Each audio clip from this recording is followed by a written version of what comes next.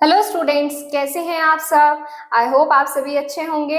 मैं आरती आप सभी का अपने परिवार फिजिक्स गुरु पर हार्दिक स्वागत करती हूँ, जहां पर आप सभी पढ़ रहे हैं बीएससी के लिए फिजिक्स, केमिस्ट्री और मैथ चल रहा है आपका अपनी एप्लीकेशन फिजिक्स गुरु पर। आज की क्लास है बीएससी थर्ड सेमेस्टर के लिए, जिसमें आपकी बुक चल रही है chemical dynamics and coordination chemistry, और इस बुक का लेक्चर नंबर 22 है।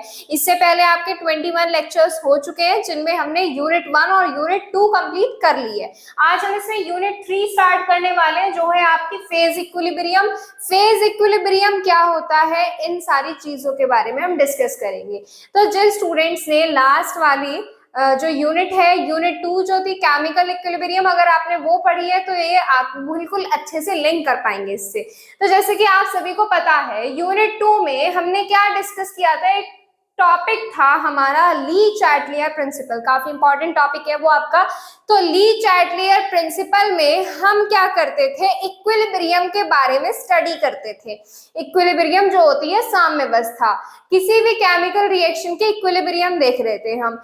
लेकिन वो जो इक्विलिब्रियम थी वो थी आपकी होमोजीनियस इक्वेशन के लिए। कैसी इक्वेशन? Homogeneous equations. अब बात रही हेट्रोजेनस इक्वेशन की, तो हेट्रोजेनस इक्वेशन को हम ली चैटलियर प्रिंसिपल के कॉन्सेप्ट के थ्रू फाइंड आउट नहीं कर सकते थे। तो होमोजेनस को छोड़कर हेट्रोजेनस इक्वेशन जो है आपकी केमिकल रिएक्शंस हैं आपकी, उन सारी हेट्रोजेनस केमिकल रिएक्शंस के इक्विलिब्रियम फाइंड आउट करने के लिए दिया गया था एक रूल, और जो रूल कहा जाता है फेज रूल। क्या कहा जाता है? फेज रूल कहा जाता है। इसीलिए इस यूनिट का नाम दिया गया है फेज इक्विलिब्रियम। अब फेज रूल क्या है और ये किसने दिया था? तो देखिए, फेज रूल जो दिया था जे विलियर्ड्स गिब्स ने 1876 में दिया था, और इन्होंने 3 फैक्टर्स लिए थे। इन तीनों फैक्टर्स को लेकर, कौन कौन से फैक्टर थे? एक था आपका डिग्री ऑफ फ्रीडम, एक था आपका फेज, और एक था आपका कंपोनेंट्स। ये 3 फैक्टर्स आपके लिए, और इन 3 फैक्टर्स को मिलाकर एक फॉर्मूला दिया। वो फॉर्मूला क्या था? F is equal to C minus P plus 2। ये जो फॉर्मूला दिया था, इसी के बेसिस पर हम सारी हेट्रोजिनस इक्वेशन या हेट्रोजिनस केमिकल रिएक्शंस के लिए इक्विलिब्रियम फाइंड आउट कर सकते हैं। तो चलिए स्टार्ट करते हैं हमारा आज का नया चैप्टर या आज का नया टॉपिक, जो है आपका फेज इक्विलिब्रियम। और फेज इक्विलिब्रियम में सबसे पहले हम पढ़ने वाले हैं ये सारी, ये तीनों कंपोनेंट्स कौन कौन से हैं? फेज, डिग्री ऑफ फ्रीडम और कंपोनेंट, ये तीनों फैक्टर पढ़ने वाले हैं। लेकिन सबसे पहले क्या करते हैं, थोड़ा सा बेस तैयार करके चलते हैं।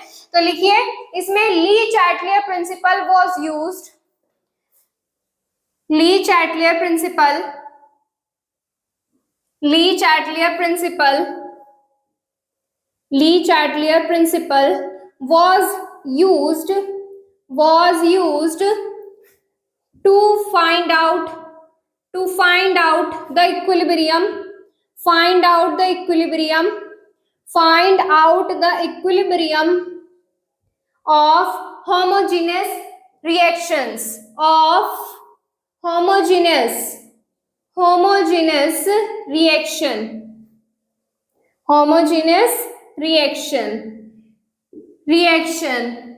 to find out, आगे लिखिए फुल स्टॉप के बाद, to find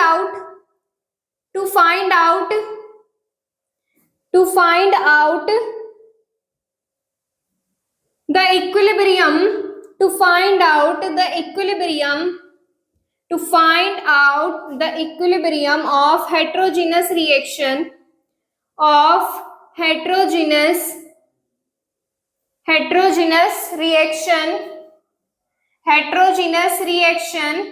J.W. Gibbs, J Willard Gibbs, ऐसे भी लिख सकते हो, शॉर्ट में भी लिख सकते हो। J.W. gives the rule, या gives the relation between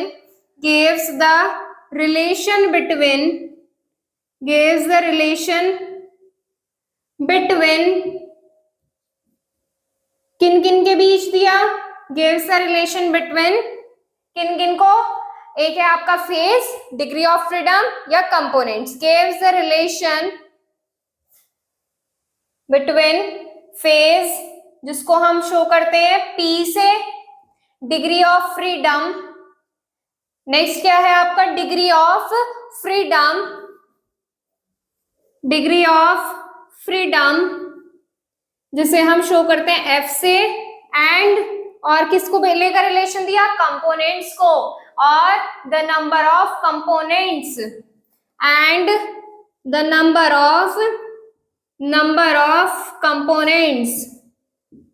of components जिनको हम शो करते हैं C से। और वो रिलेशन क्या था, रिलेशन कुछ ऐसे लिखा गया है, these factors are related to, these factors are related to, these factors are related to each other या related with each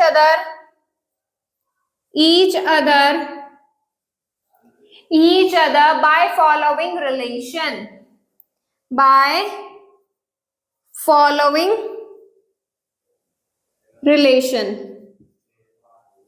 by following relation. Relation क्या है, अभी आपको लिखाया था, वो है आपका F is equal to C minus P plus two, C minus P plus two, ये है आपका रिलेशन जो दिया गया था JW गिब्स के द्वारा। तो ये है आपका यहाँ से इसका स्टार्टिंग, ये है बेस इसका। तो आपको पता चल गया कि फेज रूल किसने दिया था, फेज इक्विलिब्रियम चैप्टर का नाम क्यों रखा गया है, किस लिए रखा गया है, ये सारी चीज हमने इसमें आज कवर कर दी है।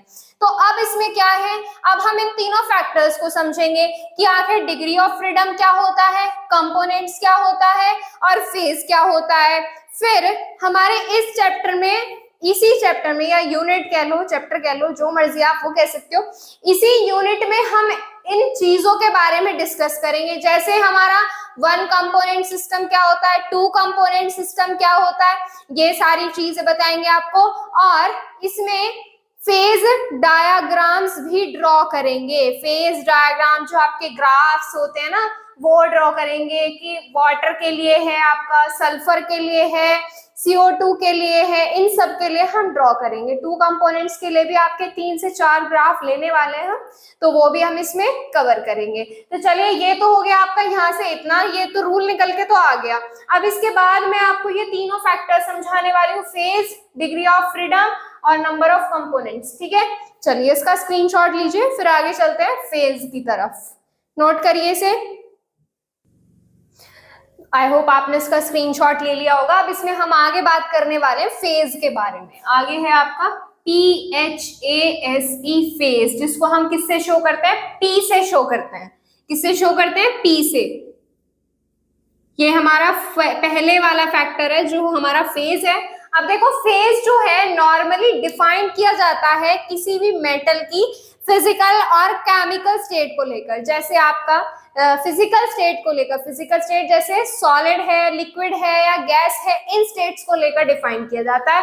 पर फेज रूल के अंदर, किसके अंदर, फेज रूल के अंदर जो फेज है उसको हम लेते हैं किसी भी मेटल की केमिकल और फिजिकल प्रॉपर्टी, केमिकल और फिजिकल प्रॉपर्टी जो आपकी चेंज ना हो रही हो। मतलब क्या है, मतलब बिल्कुल सिंपल सा समझाती हूँ। देखो, फेज क्या है, फेज को हम नॉर्मली अज्यूम करते हैं कि कोई भी मेटल फिजिकल स्टेट क्या है, फिजिकल स्टेट उसकी भौतिक अवस्था कैसी है, ठोस है, द्रव है या गैस है, ये सारी चीजें। पर फेज रूल के अंदर हम क्या देखते हैं, फेज रूल के अंदर हम ये देखते हैं कि आपकी जो उसका एनवायरमेंट है, पार्ट है, वो कैसा है। मैं बताती हूँ। पहले हम ये क्या करते हैं, पहले हम इतनी चीज लिख लेते हैं कि नॉर्मली फेज रूल जो होता है डिफाइन किया जाता है फिजिकल स्टेट को लेकर मेटल की। नॉर्मली फेज, नॉर्मली लिख लीजिए इसमें पहले, normally phase is used to define, phase is used to define the physical state, define the physical state of metal, like जैसे आपका होता है सॉलिड, लिक्विड और गैस, सॉलिड, लिक्विड और गैस। बट फेज रूल के अंदर, but in phase rule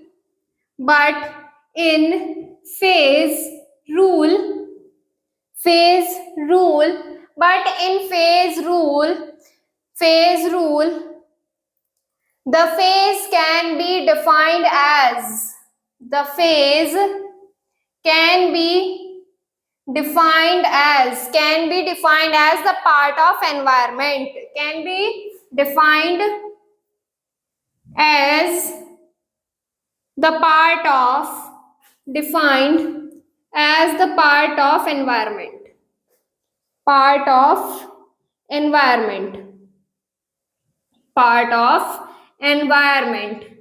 can be used to define as the part of environment where physical and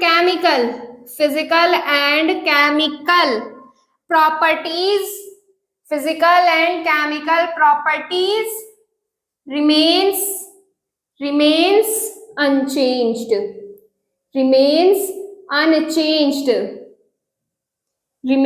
unchanged, ठीक है। अब ये तो हो गई इतनी बात। अब देखो मैं कैसे समझाती हूँ आपको। ये जो आपका फेज रूल है, इतनी तो बात समझ में आ गई। फेज को जो हम डिफाइन करते हैं वो उसकी भौतिक अवस्था से डिफाइन करके चलते हैं कि वो किस फेज में है, सॉलिड में है, लिक्विड में है या द्रव में है। फेज होता है आपका अवस्था कि किस अवस्था में है वो, ठीक है। अब देखो इसमें पर फेज रूल के अंदर हम फेज को कैसे डिफाइन करते हैं, उस एनवायरमेंट का पार्ट, उस वातावरण के पार्ट के तौर पे डिफाइन करते हैं जिसमें जो हमने मेटल लिया है, कोई भी हमने कंपाउंड लिया है जिसका हम इक्विलिब्रियम के बारे में निकालेंगे, जिस रिएक्शन को लेकर हम वो phase rule F = C - P+2 apply करेंगे, उसके लिए बात करेंगे। वो एनवायरमेंट का पार्ट होगा जिसमें उस सब्सटेंस की, उस कंपाउंड की या किसी भी चीज की फिजिकल और केमिकल प्रॉपर्टी चेंज ना हो रही हो। किसके लिए? फिजिकल और केमिकल प्रॉपर्टी चेंज ना हो रही हो। जैसे मैं समझाऊंगी, देखो अगर if all components have similar properties, if all components have similar properties,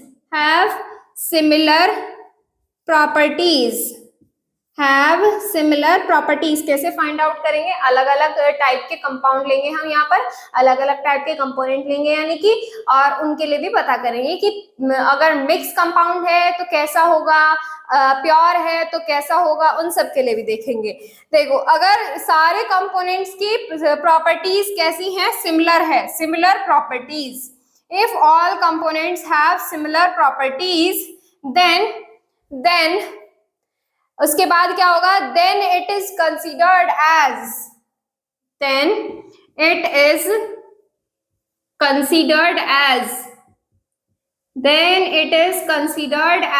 one phase.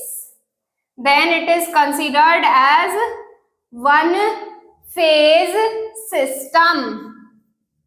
one phase system।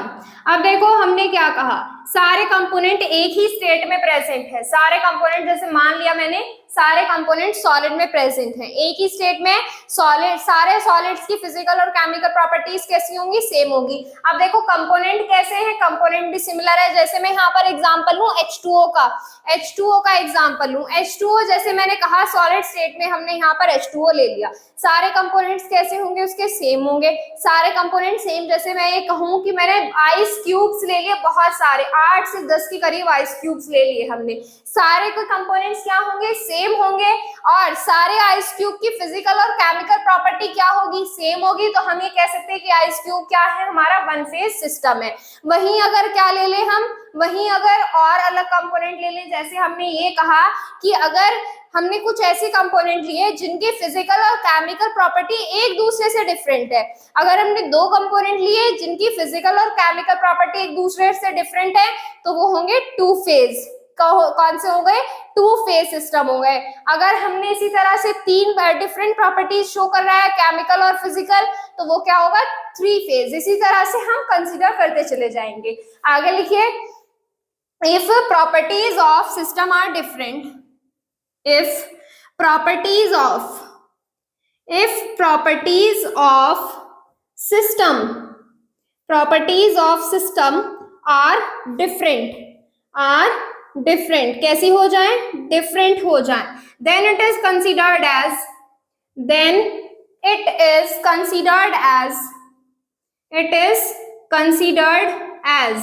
क्या कंसीडर करेंगे हम, अभी आपको बताया, as two phase system, as two phase. इसी तरह से क्या आ सकता है, three phase, two phase comma three phase, two phase comma three phase, और इसी तरह से क्या आ सकते हैं, बहुत सारे फेजेस के लिए मैं लगा रही हूं यहाँ पे polyphase system and polyphase system. ठीक है, तो यहां से आप पता कर सकते हैं। अब मैं आपको बताऊंगी निकाल के, अब हम करेंगे फेज का मेजरमेंट कि कौन से फेज के लिए कि किस तरह से होती है, डिफरेंट और सिमिलर प्रॉपर्टीज कैसे शो करते हैं, ये सारी चीज बता रही हूँ, पहले से नोट डाउन करिए। तो देखो आगे, अब हम करेंगे इनका मेजरमेंट कैसे करते हैं। अब हम लेंगे प्योर सब्सटेंस, लेंगे कोई भी, हम प्योर सब्सटेंस हमारा कौन से सिस्टम में कंसीडर करेगा, वन फेज में, टू फेज में, थ्री फेज में, या कौन से फेज में कंसीडर करेगा, बताओ। जो आपका प्योर सब्सटेंस होता है वो आपका वन फेज सिस्टम में कंसीडर करता है, क्योंकि जो उसकी प्योरिटी होती है, उसकी प्योरिटी की वजह से उसकी फिजिकल स्टेट जो है उसके प्रॉपर्टीज पर इन्फ्लुएंस नहीं करती है। ठीक है, तो सबसे पहला पार्ट क्या लिखेंगे, for pure substance, for pure substance, pure substance, pure substance लिया हमने कोई, और हम ये कहेंगे कि जितने भी प्योर सब्सटेंस होते हैं वो आपके वन फेज सिस्टम कंसीडर किए जाते हैं। Pure substances are considered as one phase system, pure substances मैं डायरेक्ट लिख रही हूं, are considered as, are pure substances are considered as one phase system, one phase system. Reason आप अपनी notebook में लिखेंगे, रीजन क्या है कि इनकी जो फिजिकल स्टेट होती है, their physical state does not influence their physical या केमिकल प्रॉपर्टी, या ऐसे लिख सकते हो, their physical state does not influence their properties. मैं कुछ एग्जांपल लिखाने वाली हूं प्योर सब्सटेंस में, जैसे आपका प्योर NaCl होता है,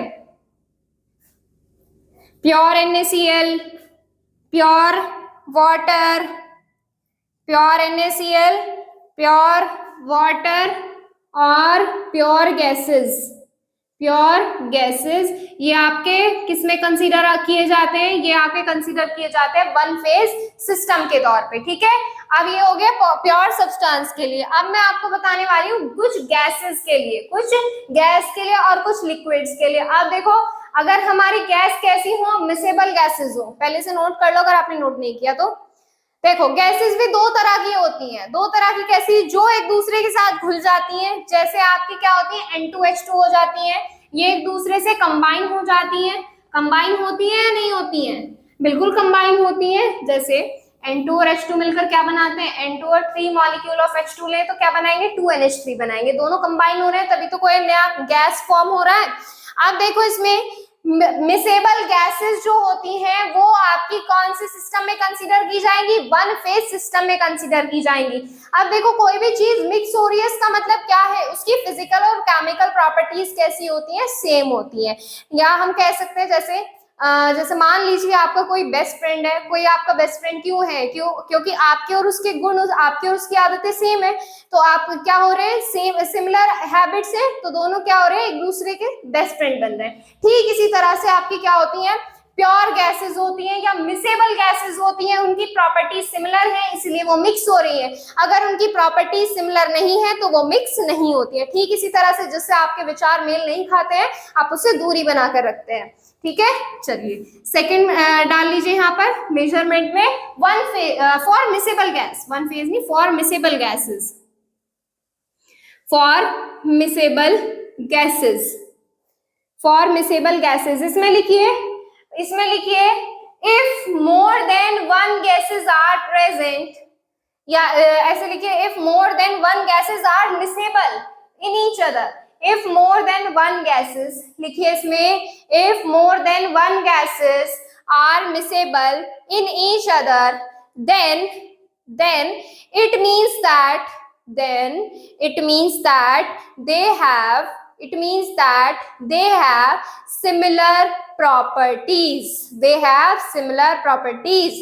Such gases या such system are considered as one phase system. कैसी कही जाएंगी? वन फेज सिस्टम कही जाएंगी. एग्जाम्पल लिख लो.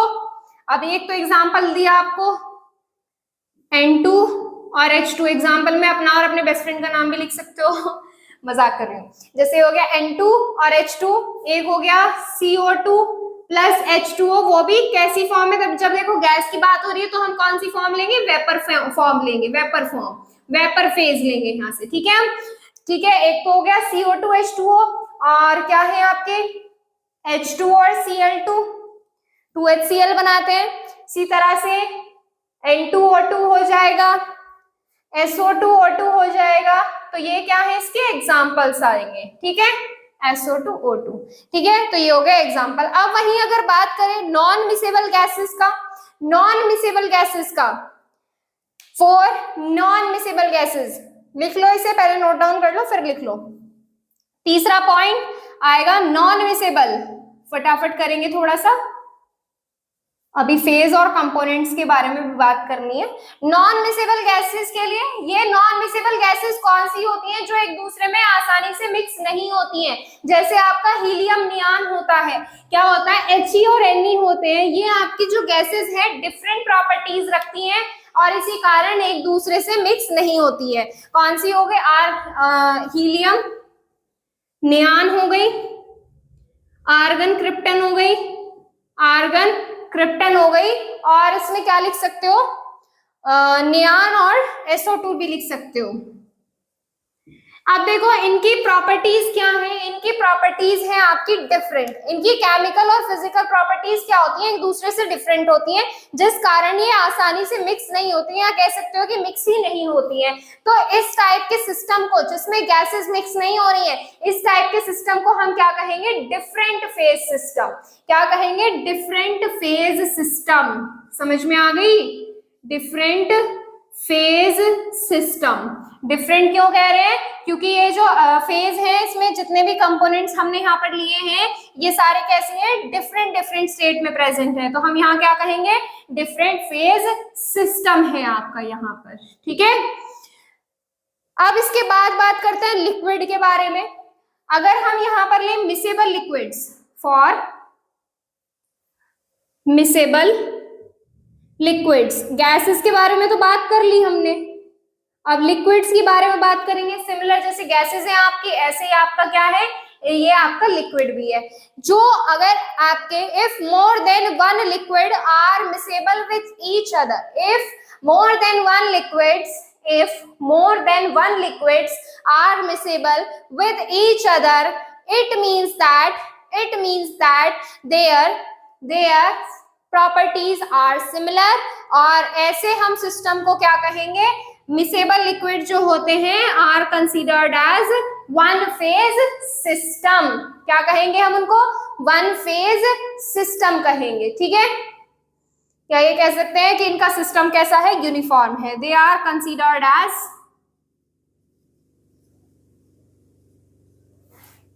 वन फेज सिस्टम या यूनिफॉर्म फेज. Uniform phase. ठीक है, यूनिफॉर्म क्या होता है? एक समान होता है.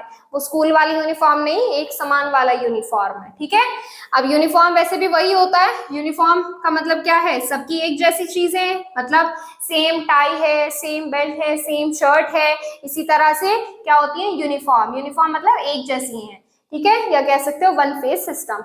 अब इसमें एग्जाम्पल में लिख लो. जैसे सबसे बेस्ट एग्जाम्पल मैं बताऊं आपको, अल्कोहल और वाटर. ये तो ज्यादातर ने देखा भी होगा, अल्कोहल और वाटर का combination. Ethyl alcohol, ethyl alcohol plus water. ठीक है, ये हो गया इसका बेस्ट कॉम्बिनेशन. और एसिडिक एसिड और वाटर लिख सकते हो. बेंजीन और टॉलुइन भी आ सकता है इसमें. ये भी दोनों में बहुत अच्छी तरह से मिक्स होते हैं, बेंजीन और टॉल्यूइन। वहीं अगर नॉन मिसेबल लिक्विड्स की बात करूं, पहले से नोट करिए, फटाफट से नोट करिए।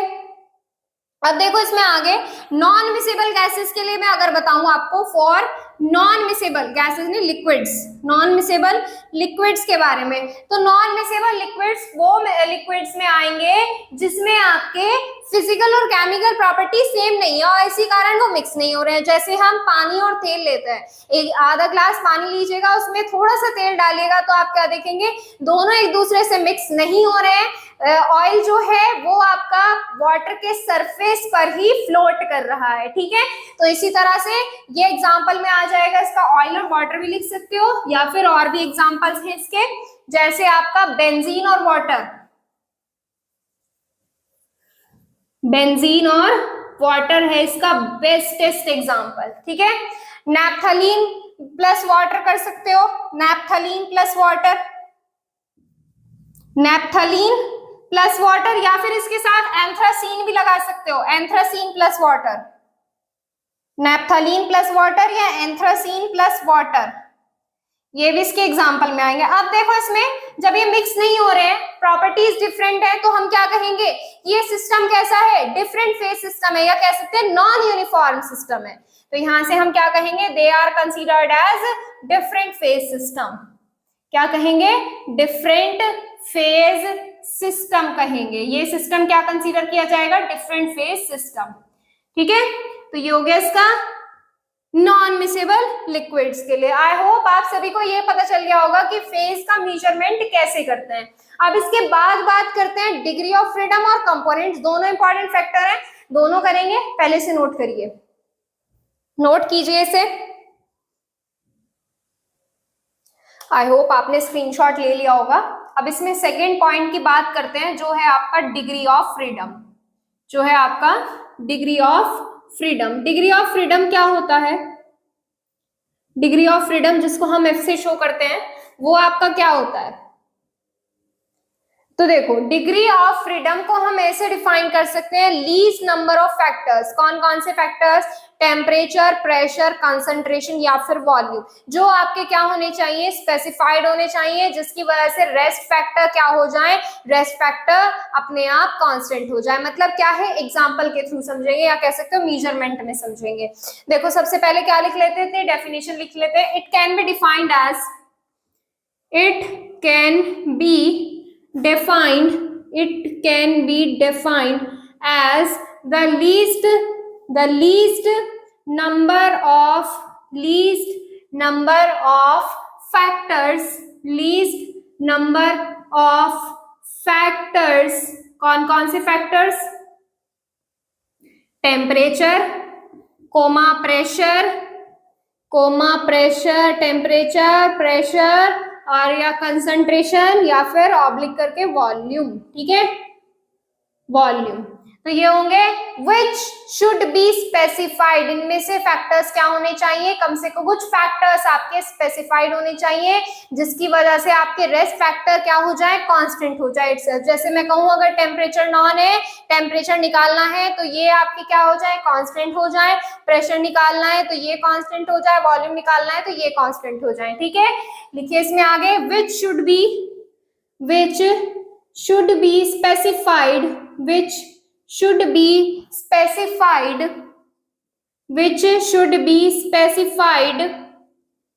be specified so that the rest factors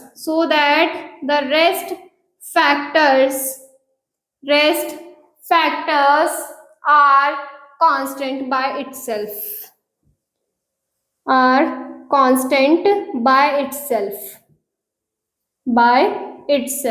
अब देखो हम इसका भी करेंगे मेजरमेंट कैसे निकालते हैं, मेजरमेंट। तो मेजरमेंट में देखो हम इसमें क्या करते हैं, हम ले रहे हैं सबसे पहले प्योर गैसेस के लिए या फिर मिसेबल गैसेस के लिए, pure gases, for pure gases या फिर मिसेबल गैसेस, या फिर कैसी गैस ले रहे हैं, मिसेबल गैस ले रहे हैं। अब देखो हम जानते हैं प्योर गैसेस की कंडीशन में ये जो आपकी फेज है, डिग्री ऑफ फ्रीडम है, ये आपकी आइडियल गैस इक्वेशन को फॉलो करती है, या फिर हम जानते हैं कि जो गैसेस मिसेबल है, प्योर है, तो वो आइडियल गैस इक्वेशन को क्या करेंगी, फॉलो करेंगी। आइडियल गैस इक्वेशन क्या होती है? आइडियल गैस इक्वेशन जानते हैं हम, PV is equal to RT। N नहीं लिया है मैंने, एन क्यों नहीं लिया? क्योंकि वो आपका नंबर ऑफ मोल्स है। अभी यहाँ पर हम गैसेस के लिए ले रहे हैं, कुछ नंबर के फिक्स नहीं है हमारे। तो देखो हम क्या जानते हैं, आर तो क्या है, कांस्टेंट है, ये तो जानते हो ना बिल्कुल। तो यहाँ पर प्रेशर, वॉल्यूम, टेम्परेचर, तीनों क्या कर रहे हैं, एक दूसरे पर डिपेंड कर रहे हैं। इसका मतलब क्या है? इसका मतलब इट मीन्स दैट ध्यान से समझिएगा इसको, it means that temperature, pressure, volume are ये क्या है, डिपेंड कर रहे हैं एक दूसरे पर, या फिर कह सकते हो क्या है, एक दूसरे पर डिपेंड कर रहे हैं। Are depends on each other, मतलब अगर हम एक फैक्टर चेंज करेंगे तो दूसरा भी क्या हो जाएगा, चेंज होएगा। और डिपेंड्स ऑन ईच अदर। अब इतनी बात समझ में आ गई। अब देखो अगर इस केस में हम क्या कर दें, इस केस में हम दो फैक्टर को कांस्टेंट कर दें, तो तीसरा फैक्टर क्या हो जाएगा, तीसरा फैक्टर आपका नॉन वेरिएबल होएगा या नहीं होएगा। मतलब क्या कहना चाह रही हूं, अगर जैसे मान लो इसको कांस्टेंट कर दिया, इसको कांस्टेंट कर दिया, ये ऑलरेडी कांस्टेंट है, तो वेरिएबल कौन रह जाएगा, वेरिएबल ये रह जाएगा। ली चैटलियर प्रिंसिपल आपने पढ़ा है, ली चैटलियर प्रिंसिपल, जब हम प्रेशर के देख रहे थे, इफेक्ट ऑफ प्रेशर देख रहे थे, तो प्रेशर में हमने क्या देखा था, PV is equal to NRT लिखा था। तो जब हम प्रेशर की बात कर रहे थे, V और T कांस्टेंट किया था, R ऑलरेडी कांस्टेंट था, तो वेरिएबल कौन रह गया था, सिर्फ प्रेशर रह गया था। तो इसी में हम क्या कह सकते हैं कि अगर हम इन दोनों को कांस्टेंट कर दे तो नॉन वेरिएबल कौन रह जाएगा, आपका तीसरा फैक्टर रह जाएगा। ठीक है, तो यहां से हम क्या कह सकते हैं, इफ लिखो इसमें आगे, if two factors are constant, if two factors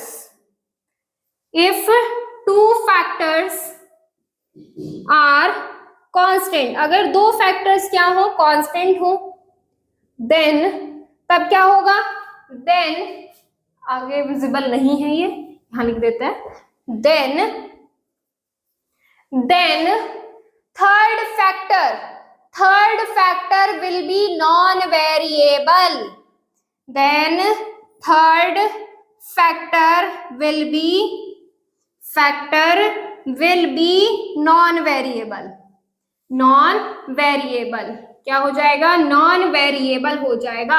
अब इसके बाद आगे देखो, हमने यहाँ पर कितने फैक्टर क्या किए हैं कांस्टेंट, हमने यहाँ पर दो फैक्टर कांस्टेंट करे हैं, ये देखो यहाँ से। तो यहाँ से हम क्या करेंगे, डिग्री ऑफ फ्रीडम कितनी हो जाएगी उसकी, डिग्री ऑफ फ्रीडम हो जाएगी उसकी 2। In this case degree of freedom will be 2, degree of freedom कितनी हो जाएगी, 2 डिग्री ऑफ फ्रीडम। और भी लेकर समझाऊंगी आपको एग्जाम्पल, अभी बताएंगे आपको। Degree of freedom will be 2। सारे करके जाना है इसको, कभी बीच में छोड़ के चल दो। अब देखो नेक्स्ट है मिसेबल गैसेस के लिए, ये तो हो गया प्योर गैसेस के लिए। अब बात करेंगे नॉन मिसेबल गैसेस के लिए। नॉन मिसेबल गैसेस के लिए हम क्या जानते हैं कि non miscible gases ideal gas equation को क्या ना करेंगी, फॉलो ना करेंगी। क्या नहीं करेंगी, फॉलो नहीं करेंगी। तो इस कंडीशन में जो आपके टेम्परेचर, प्रेशर और आपका वॉल्यूम है, ये टेम्परेचर, वॉल्यूम और प्रेशर, ये तीनों फैक्टर हैं, ये एक दूसरे पर क्या नहीं करेंगे, डिपेंड नहीं करेंगे। जब ये तीनों फैक्टर एक दूसरे पर डिपेंड नहीं कर रहे हैं, तीनों फैक्टर एक दूसरे पर डिपेंड नहीं कर रहे हैं, तो इसकी डिग्री ऑफ फ्रीडम कितनी हो जाएगी, इसकी डिग्री ऑफ फ्रीडम हो जाएगी यहाँ से 3। किसके लिए, नॉन मिसेबल गैसेस के लिए। समझ में आ गया होगा आप सभी को। अब लिख लेते हैं इसे फॉर नॉन मिसेबल गैसेस के लिए, फॉर नॉन मिसेबल गैसेस। इसमें हम क्या जानते हैं कि ये जो गैसेस होती हैं, these gases don't follow ideal gas equation, these gases don't follow ideal gas equation. These gases don't follow ideal gas equation. तो ये क्या होंगे? It means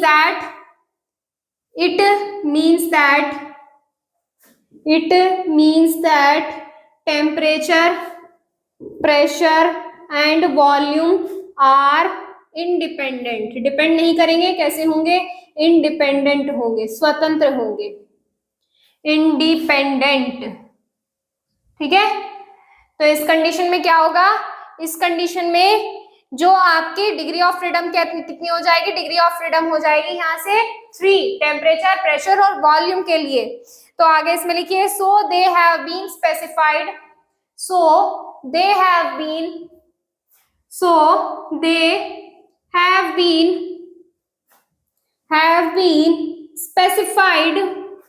specified individually अलग अलग स्पेसिफाई करेंगे हम इनको, और जिसके कारण डिग्री ऑफ फ्रीडम कितनी हो जाएगी? 3 हो जाएगी। कितनी? 3।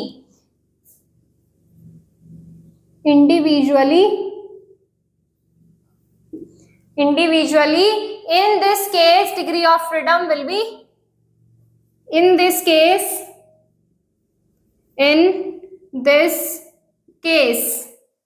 degree of freedom कितनी हो जाएगी? 3। Degree of freedom will be 3। आज की क्लास अगर आप पूरी पढ़ लोगे तो नेक्स्ट टर्न पर जो हम यहाँ पर फेज रूल के अकॉर्डिंग फेज डायग्राम ड्रॉ करेंगे वो बिल्कुल अच्छे से समझ जाओगे।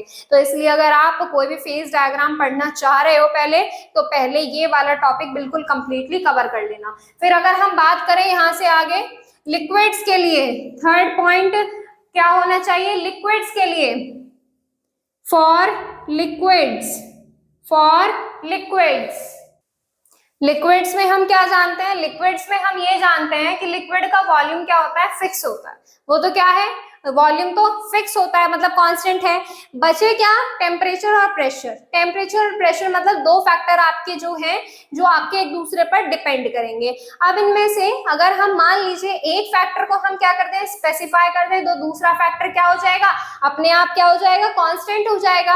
अरे एक फैक्टर निकालेंगे तो दूसरा फैक्टर क्या हो जाएगा? अपने आप कांस्टेंट। जैसे मैं कहूं PV is equal to RT, gas के लिए ले लिया। जैसे मैंने कहा वॉल्यूम फिक्स है आपका, ये तो ऑलरेडी फिक्स है। वहीं अगर हम एक फैक्टर स्पेसिफाई करें तो दूसरा फैक्टर भी क्या हो जाएगा? अपने आप कांस्टेंट हो जाएगा। तो इसका मतलब क्या है कि लिक्विड्स के लिए डिग्री ऑफ फ्रीडम कितनी हो जाएगी? कितने फैक्टर निकालने की जरूरत पड़ रही है? एक फैक्टर। कांस्टेंट कितना हो रहा है? अपने आप से जो हो रहा है वो हो रहा है सिर्फ आपका प्रेशर। तो यहां से आपका क्या होगा? डिग्री ऑफ फ्रीडम लिक्विड्स के लिए कितनी हो जाएगी? डिग्री ऑफ फ्रीडम लिक्विड्स के लिए हो जाएगी 1। कितनी हो जाएगी? 1। तो यहां से क्या कहेंगे? यहां से आगे लिखेंगे all type of liquid in all types of liquid. Components भी पढ़कर जाना, बहुत इंटरेस्टिंग है कंपोनेंट, बोरिंग नहीं है बिल्कुल भी। ऑल टाइप ऑफ लिक्विड्स, जितने टाइप होंगे लिक्विड्स के वो क्या है? in all type of liquids volume is constant, volume remains constant, ऐसे लिखेंगे remains constant, volume remains constant। ठीक है, so temperature and pressure are variable। 2 factors क्या होंगे? 2 factors are variable। 2 फैक्टर्स क्या होंगे? वेरिएबल होंगे। समझ गए ये बात? 2 फैक्टर वेरिएबल होंगे। इफ आगे लिखिए, या कह सकते हो 2 factor are depend on each other, are depending on each other, are depending on each other, on each other. ठीक है, अब आगे लिखिए, if one factor should be specified, लिखेंगे आगे if one factor should be specified, should be complete ही होने वाला है ये, should be specified, the rest factor will be constant, factor will be constant, will be constant by itself, by itself, by itself, so that, so आगे लिखिए इसमें full stop लगा के, so degree of freedom will be कितनी हो जाएगी, degree of freedom will be हो जाएगी 1, degree of freedom will be 1 हो जाएगी। समझ में आ गई इतनी बात, नोट करिए। लास्ट पॉइंट देखने वाले हैं हम मेजरमेंट को लेकर। तो लास्ट पॉइंट है सॉलिड्स के लिए, किसके लिए, सॉलिड्स के लिए। अब देखो आप खुद ही, सॉलिड में टेम्परेचर फिक्स होता है, वॉल्यूम वो भी फिक्स होता है, प्रेशर वो भी फिक्स होता है। तो हम ये कह सकते हैं कि सॉलिड में तीनों फैक्टर क्या है, कांस्टेंट है, कोई भी फैक्टर आपका वेरिएबल नहीं है। तो इस कंडीशन में क्या कहेंगे कि डिग्री ऑफ फ्रीडम क्या होगी, उसकी डिग्री ऑफ फ्रीडम 0 होगी। लिखिए, इन क्रिस्टलाइन सॉलिड्स, इन क्रिस्टलाइन सॉलिड, जो बहुत ही अच्छे वाले सॉलिड्स होते हैं, जो बिल्कुल अच्छे से प्रॉपर्ली अरेंज्ड होते हैं, इन crystalline solids all three factors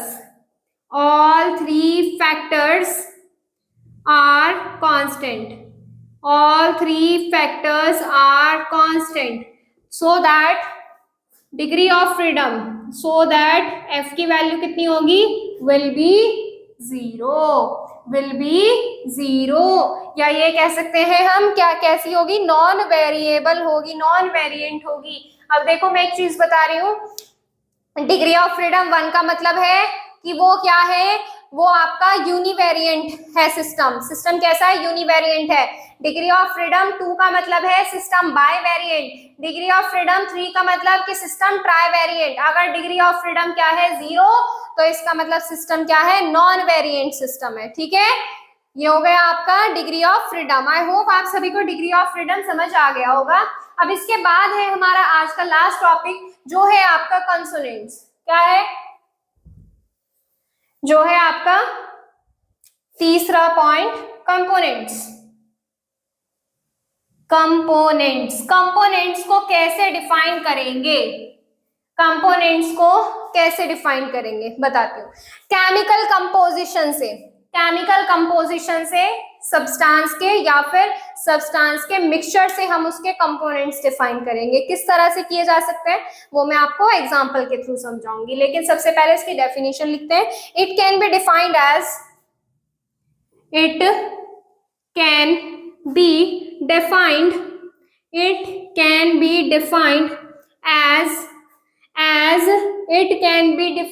as the chemical composition,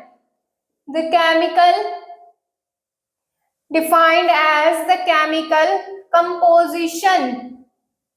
chemical composition visible है, हाँ जी है तो इतना, केमिकल कंपोजिशन ऑफ सब्सटेंस और क्या कह सकते हैं, और मिक्सचर ऑफ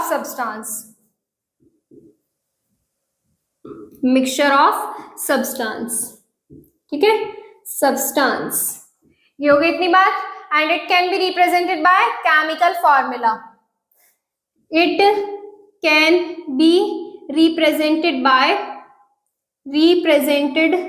बाय केमिकल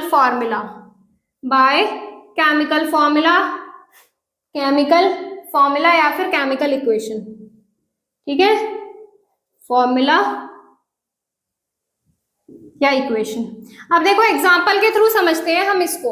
हम जानते हैं कि जो आपका सल्फर है वो आपके 4 एलोट्रॉपिक फॉर्म में एग्जिस्ट करता है। कौन सी 4 एलोट्रॉपिक फॉर्म में एग्जिस्ट करता है, जैसे आपका SR है, SM है, SL है और आपका SV है। ये आपका, जैसे आपका रोम्बिक सल्फर, मोनोक्लिनिक सल्फर, ये सल्फर लिक्विड फॉर्म में और ये सल्फर वेपर फॉर्म में ये एग्जिस्ट करता है।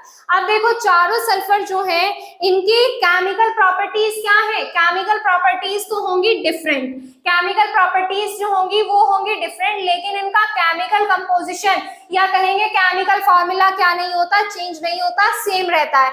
अब रोम्बिक सल्फर हो वो भी किससे शो करेंगे, सल्फर से।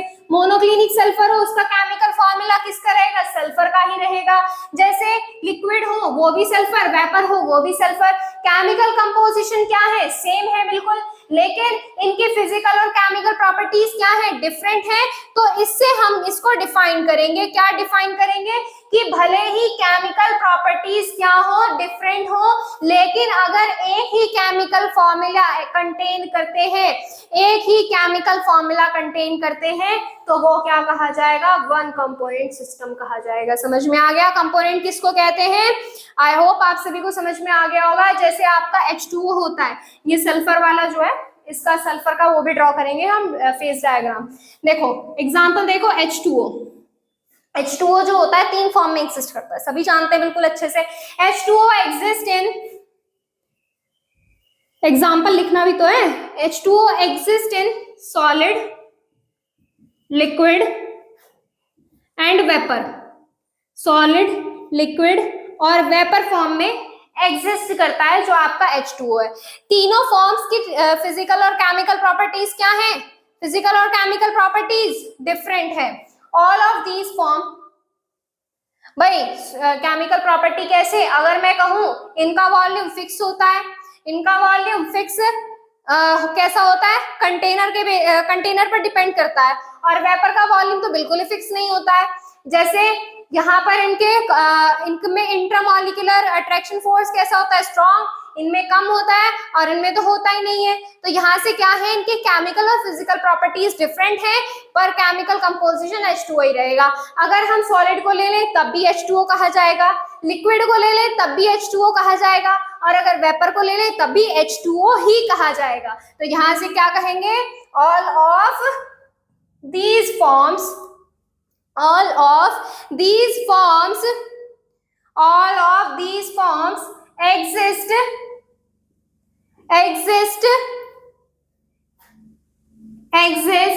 in different property, exist in, ऐसे लिखो, all of these forms have different properties, all of these forms have different properties, different properties but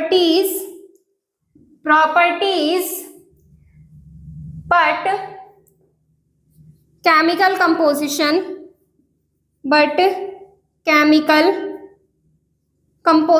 is same, chemical composition is same, क्या है वो, सेम है।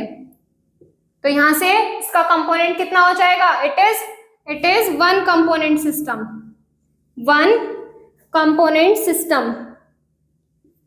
जैसे एक और एग्जांपल लूं मैं, कौन सा एग्जांपल लें बताइए, कौन सा एग्जांपल लें? एग्जांपल ले लेते हैं PBAG का, क्या ले लेते हैं, PBAG का। एग्जांपल नंबर 2 PBAG का जो मिक्सचर होता है वो क्या कहा जाता है, वो सिल्वर मिरर कहा जाता है। क्या कहा जाता है, सिल्वर मिरर, सिल्वर मिरर कहा जाता है। अब सिल्वर मिरर में जो इनकी फिजिकल और केमिकल प्रॉपर्टीज क्या होती हैं, फिजिकल और केमिकल प्रॉपर्टीज तो कैसी होंगी आपकी, केमिकल प्रॉपर्टीज तो होंगी आपकी डिफरेंट नहीं, सिल्वर मिरर में PBAG की केमिकल प्रॉपर्टी सेम होंगी। सेम केमिकल फिजिकल प्रॉपर्टी का मतलब है वो मिक्स हो रहे हैं, यहाँ पे मिक्स हो रहे हैं, तो फिजिकल और केमिकल प्रॉपर्टी क्या होंगी, फिजिकल एंड केमिकल, शॉर्ट में लिख रही हूँ, प्रॉपर्टीज कैसी है, सेम है। और यहाँ पर कंपोनेंट जो लिए जा रहे हैं हमारे, यहाँ पर केमिकल कंपोनेंट जो है हमारे वो कैसे हैं, डिफरेंट है। एक PB है, PB, और एक है आपका AG। केमिकल कंपोनेंट्स जो है, केमिकल कंपोनेंट्स जो है आपके डिफरेंट है, केमिकल कंपोजिशंस जो है वो डिफरेंट है। कितने डिफरेंट है, एक है आपका PB और एक है आपका AG। तो यहाँ पर जो आपके कंपोनेंट कहे जाएंगे, कंपोनेंट कितना हो जाएगा, 2 हो जाएगा। एक और एग्जांपल लेके समझा रही हूँ, जैसे आपका नाइक्रोम होता है, पहले इन दोनों एग्जांपल को नोट करिए, नोट करिए। तीसरा एग्जांपल नाइक्रोम होता है। नाइक्रोम किसका मिक्सचर होता है, किसी को कुछ पता है? नाइक्रोम किसका मिक्सचर होता है? Example number 3, nichrome. Nichrome mixture होता है NiCrMn।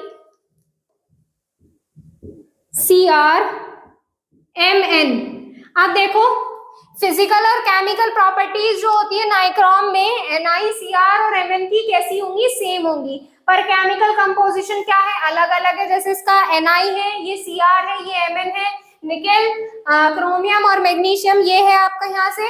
तो अब यहाँ से क्या कह सकते हैं कि केमिकल कंपोजिशन कितने लिए जा रहे हैं, 1 2 3। तो इसके यहाँ पर क्या कहा जाएगा कि कंपोनेंट्स कितने होंगे, इसमें कंपोनेंट्स कितने होंगे, कंपोनेंट्स होंगे यहाँ पर आपके 3। कितने कंपोनेंट्स होंगे, कंपोनेंट्स होंगे यहाँ पर 3। समझ में आ गया? तो ये था आपका यहाँ से फेज रूल की स्टार्टिंग, ये था पूरा फेज रूल। एग्जांपल समझेंगे, समझ में आ गए होंगे आप सभी को। डिग्री ऑफ फ्रीडम समझ लिया, फेज समझ लिया, कंपोनेंट समझ लिया, तीनों फैक्टर समझ में आ गए बिल्कुल अच्छे से। अब इसके बाद करेंगे हमारे फेज डायग्राम, वो करेंगे हम नेक्स्ट टाइम पर, ठीक है। अगर कोई भी किसी भी चीज से रिलेटेड डाउट्स है तो आप इंस्टाग्राम पर कर सकते हैं। Instagram ID physics_guru_India। जो भी आपके क्वेश्चंस हैं आप यहाँ पर मैसेज कर सकते हैं। और टेलीग्राम पर जुड़ने के लिए प्ले स्टोर से टेलीग्राम इंस्टॉल कीजिए, आईडी बनाइएगा, सर्च करिएगा फिजिक्स गुरु इंडिया, आपको चैनल मिल जाएगा, आप ज्वाइन हो सकते हैं। तो चलिए स्टूडेंट्स, मिलते हैं आपसे नेक्स्ट टर्न पर फेज डायग्राम्स के साथ। आज के लिए इतना ही। Thank you so much.